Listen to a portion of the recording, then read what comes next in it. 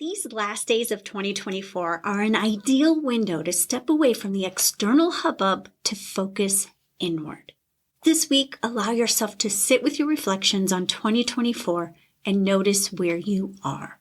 When you see the big picture of 2024, you have greater clarity on how you want to step into the new year.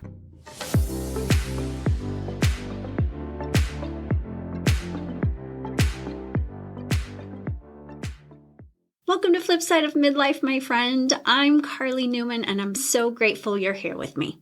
If you're part of my email list, you may already know that I am not a fan of New Year's resolutions. They are usually made without quality thought put into them and aren't specific enough to be sustainable. Resolutions are disappointment waiting to happen and end up being ammunition for that mean girl inside of you. Instead, I lean into intentions. And I encourage you to do the same, my friend. Rather than feeling rigid like resolutions, intentions act more like guideposts.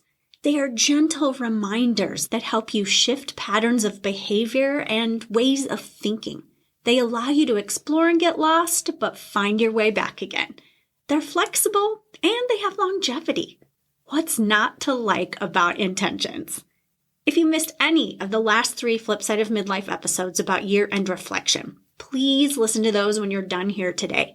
They help you look back on 2024 with kindness and compassion, and they set you up for meaningful intention setting. When you feel your reflections on 2024 are complete, it's time to flow into setting your intention or intentions for 2025. I'm dropping a time marker right here for you, my friend, so you can come back when you need to. Review your reflection notes and allow your mind to wander. What words or phrases come to mind and feel good to you? What themes or images fill you with inspiration? You'll know them, my friend. They fill you with this light of excitement and possibility and hope. Whatever comes to mind, jot them down. Don't judge, just jot it down. And don't feel like you have to choose your intention after just one time of sitting and reviewing your reflections and letting these things come to the surface. Your ponderings will percolate in the background, my friend, and more will arise as you go about your day or days. Remember to capture what does come up for you. Your subconscious is telling you some things that are important. Remember to write them down. You don't want them to float away from you.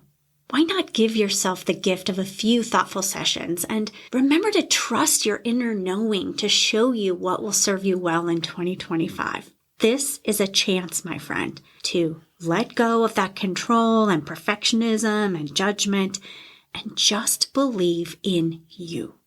Your intentions for 2025 can take different forms. So now that you have all of these things on the paper, the words, the phrases, the themes, the images, whatever has come up to you throughout this review of your reflections, now you get to decide what your intentions will be.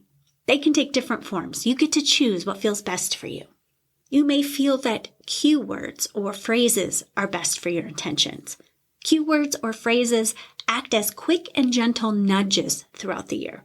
For example, in 2024, I chose a phrase, let go, and a word, expand, for my intentions.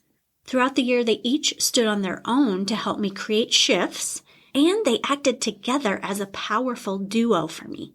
By reminding myself to let go, I was able to expand. When you choose cue words or phrases, manage the desire to pick too many. If you're having a hard time narrowing down your choices, then the next format may feel better to you. You may feel connected to selecting a theme as your intention. An overarching theme for the year is a way to guide you in a slightly different way. Several years ago, I chose a theme for my intention. I called it the Year of Me.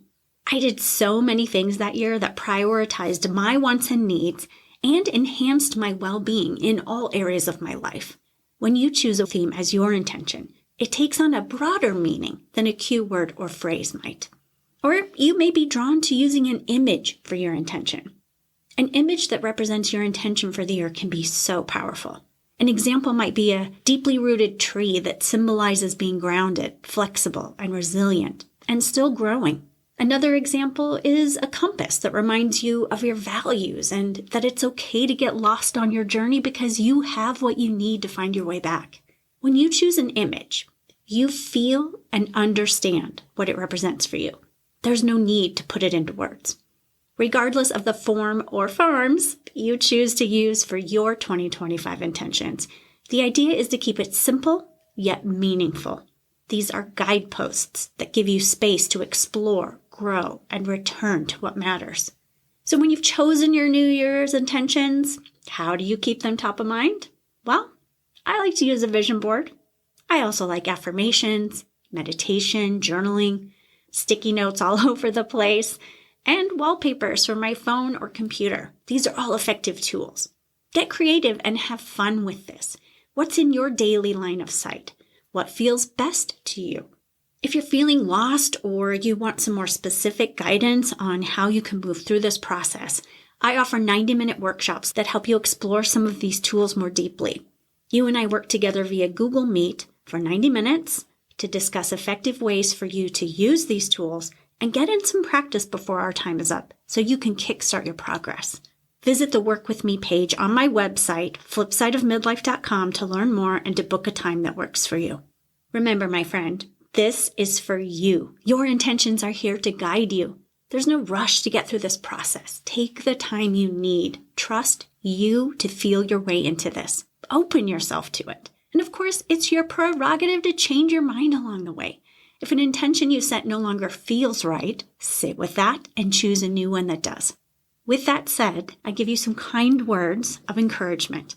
Step away from the traps of indecision here. A decision made allows you to move forward through action. That action gives you momentum and motivation to keep going. It feels so good. What are your thoughts about this episode, my friend? I love hearing from you. You can reach me at Karli@flipsideofmidlife.com. And if you have a sister, friend, or colleague who could use a little inspiration as they step into 2025, please share this episode with them. As always, my friend, I'm here cheering you on as you travel through midlife and beyond. I'll be back next week to kick off 2025. I can't wait to meet you here then.